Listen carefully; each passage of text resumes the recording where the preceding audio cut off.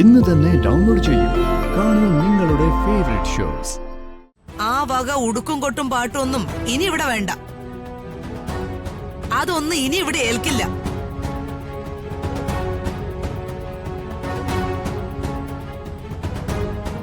പ്രതാപ, അടുക്കള കാണൽ ചടങ്ങ് നടത്തണോ വേണ്ടിയോന്ന് നീ തീരുമാനിക്കേ. എല്ലാ സബ്ജക്റ്റിനും A+ ഒക്കെ ഉണ്ട്. ആഹാ, വെരി ഗുഡ്. അങ്ങനെ തന്നെ വേണം. റാങ്കോടുകൂടി പാസ്സായ ഒരു സ്പെഷ്യൽ സമ്മാനമുണ്ട്.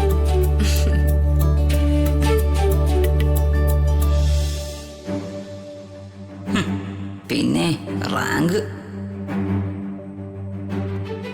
അമ്മേ, ഋതുമോളെ വീട്ടിലേക്ക് അടുക്കള കാണാൻ പോകുന്നൊരു ചടങ്ങില്ലേ?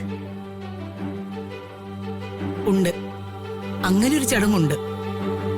ഞാൻ അതിനെക്കുറിച്ച് നിങ്ങളോട് സംസാരിക്കാൻ ഇരിക്കുകയായിരുന്നു.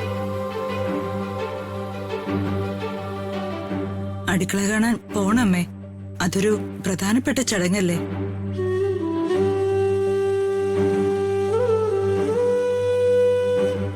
മകളെ കല്യാണം കഴിപ്പിച്ചയച്ച വീട്ടിലേക്ക് വീട്ടു സാധനങ്ങൾ വാങ്ങിച്ചു കൊടുക്കുന്ന ചടങ്ങല്ലേ ഈ അടുക്കള കാണലെന്ന് പറയുന്നത്? അതെ, അതെന്നെ ഏട്ടാ. അവിടെ ഉള്ള സാധനങ്ങൾ വാങ്ങിച്ചു കൊടുത്താ അത് വേസ്റ്റ് ആവും. അവിടെ എന്തൊക്കെയാ ഇല്ലാത്തതെന്ന് അറിയണം. എന്റെ ഇത്രയും നാളത്തെ അനുഭവം വെച്ച് ഞാൻ പറയാണ്, രാജുവും വേണൂട്ടനൊക്കെ വലിയ അഭിമാനികളാണ്. സാധനങ്ങൾ വാങ്ങിച്ചു കൊടുക്കുമ്പോ അവർക്കതൊരു ബുദ്ധിമുട്ടാവരുത്. ബുദ്ധിമുട്ടെന്തിനാ? ഇതൊക്കെ നാട്ടില് നടപ്പുള്ള കാര്യല്ലേ. അല്ലാതെ ഇതെല്ലാം നമ്മൾ പുതുതായിട്ട് ഉണ്ടാക്കുന്നൊന്നല്ലല്ലോ. ആചാര്യന്മാരുണ്ടാക്കി വെച്ച ബന്ധുമര്യാദകളല്ലേ.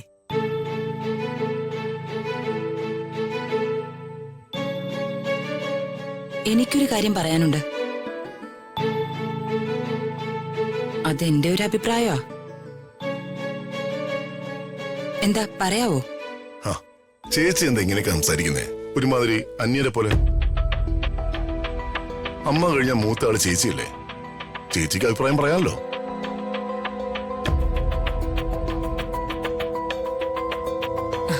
അല്ല, എന്റെ അഭിപ്രായത്തിന് ആരും ഒരു വിലയും തരാറില്ല. അതെല്ലാം ചേച്ചിയുടെ തോന്നല. ഞങ്ങൾക്ക് ചേച്ചി ഞങ്ങളുടെ അമ്മയെ പോലെയാ. എനിക്കും ശേഖരനും.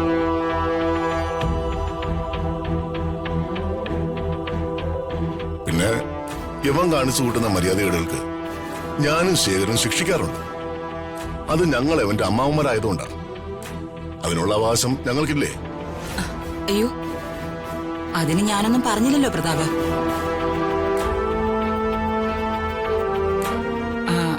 ഇവനിട്ട് ഓരോന്ന് ഇടയ്ക്കിടയ്ക്ക് കൊടുക്കണം, എന്നാലും ഇവൻ നന്നാവൂ.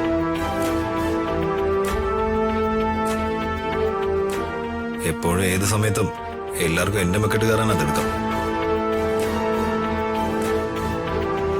ചേച്ചി, അടുക്കള കാണലിന്റെ കാര്യം ഒന്ന് പറയേ ചേച്ചി. അടുക്കള കാണാൻ പോവാന്നൊക്കെ പറഞ്ഞ ഓരോ കീഴ്വഴക്കവും ആചാരവും ഒക്കെയാ. ആ ആചാരം നടപ്പിലാക്കണമെങ്കിൽ അതിനു മുൻപ് നടന്നിട്ടുള്ള എല്ലാ കാര്യങ്ങളും ആചാരപ്രകാരം ആയിരിക്കണം.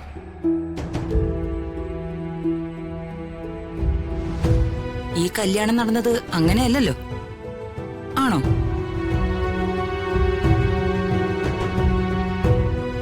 അല്ലെങ്കിലും ഇവിടെ എന്ത് കാര്യം വന്നാലും ചേച്ചി ഇങ്ങനെയാ, എതിരും കൊണ്ട് അപ്പ വരും. ഞാൻ ഇവിടെ വന്നിട്ട് കുറേ ദിവസങ്ങളായി. ഇതുവരെ കണ്ടുവന്നൊരു രീതി വെച്ച് ശേഖരൻ പറഞ്ഞത് 100% ശരിയാ.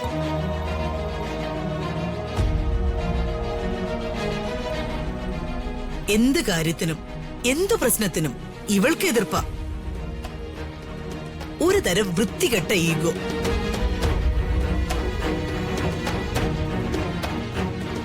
അങ്ങനെയല്ലമ്മേ ഞാൻ പറഞ്ഞത്. നിക്ക്, ഞാൻ പറയട്ടെ. ഒരാള് സംസാരിച്ചോണ്ടിരിക്കുമ്പോ അതിനിടെ കയറി തർക്കിക്കരുത്. എനിക്ക് പറയാനുള്ളത് ഞാൻ പറയട്ടെ.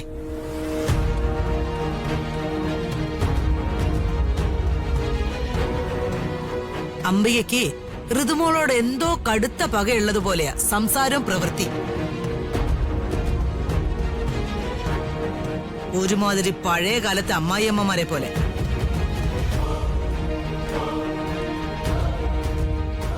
മനസ്സിന് കുഷ്ഠരോഗം ബാധിച്ചവരുടെ നാവീന്ന് വരുന്ന വാക്കുകൾ. ഋതുമോളോട് പകവരാനുള്ള കാര്യങ്ങളൊക്കെ എനിക്ക് നന്നായിട്ട് അറിയാം.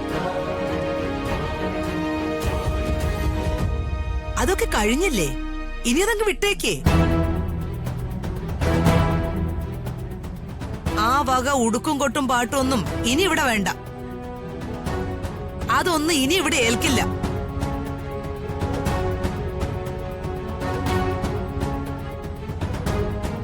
പ്രതാപ, അടുക്കള കാണൽ ചടങ്ങ് നടത്തണോ വേണ്ടയോ എന്ന് നീ തീരുമാനിക്കേ. നീ ആ ഋതുമോളുടെ അച്ഛൻ. അങ്ങനെ പറയില്ലേ അമ്മേ, അമ്മ അങ്ങ് തീരുമാനിച്ചാ മതി. അമ്മ എടുക്കുന്ന തീരുമാനങ്ങൾ ഞങ്ങൾ എല്ലാവരും അനുസരിക്കും.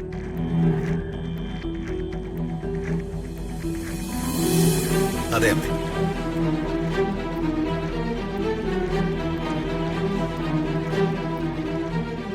വയറ് നിറച്ചു കിട്ടിയില്ലേ, ഇനി എണീറ്റ് വയ്ക്കാം.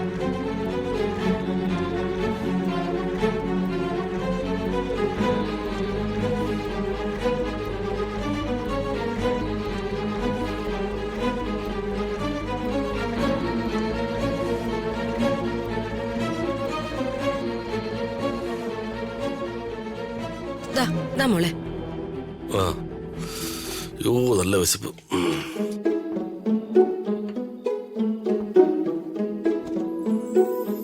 മുമ്പൊക്കെ ഇവിടുത്തെ പ്രാതലും ഉച്ചയൂണും അത്താഴവും ഒക്കെ എന്ത് രസമായിരുന്നു, എന്ത് സന്തോഷം. എന്ത് ചവറാണെങ്കിലും വിളമ്പി കഴിഞ്ഞാൽ വെട്ടി വിഴുങ്ങി കഴിക്കാൻ തോന്നും.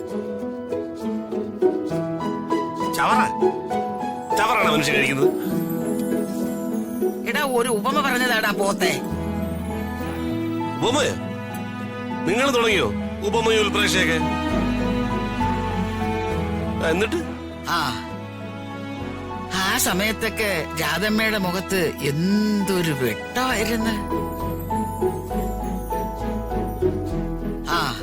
ഈ മഹാലക്ഷ്മി വന്നിങ്ങനെ പളപളാന്ന് മിന്നുമായിരുന്നു. എന്താ ഒരു ഐശ്വര്യം. അത് പോയിട്ടിപ്പം മുഖത്ത് മൂശാട്ട. അതെ, കുറ്റം പറയുന്നതല്ല, ഒരു കല്യാണം കഴിഞ്ഞതിന്റെ ഗുണവധികാരം പറയുമായിരുന്നു. ഇവരിപ്പോ ഏത് വള്ളത്തിലാ? ഇപ്പൊ ഇവിടുന്ന് ആഹാരം കഴിക്കാനേ തോന്നുന്നില്ല. അതൊരു ഗുഡ് ന്യൂസാ. എന്നാ പിന്നെ അമ്മ ഒരു കാര്യം ചെയ്യും, ഇന്ന് മുതൽ ഒരു നേരം ഗോതമ്പ് കഞ്ഞി കുടിച്ചാ മതി. ഗോതമ്പ് കഞ്ഞിയൊക്കെ നീ അങ്ങ് കുടിച്ചാ മതി. ഒരു കാര്യം ഞാൻ പറഞ്ഞേക്കാം, നിന്റെ ഫുഡ് കഴിപ്പ് കുറച്ച് ഓവറാ. ഈ വയറേ വള്ളം പോലെയായി. ഈ കണക്കിന് നീ മുന്നോട്ട് പോയാ ഒരു 3 വർഷത്തിനകം നീ പഞ്ചാര രോഗം വന്ന് വീഴും. ഇവരെന്ത് വൃത്തിയുടെ കൈ വിളിച്ച് പറയുന്നേ? അകലേ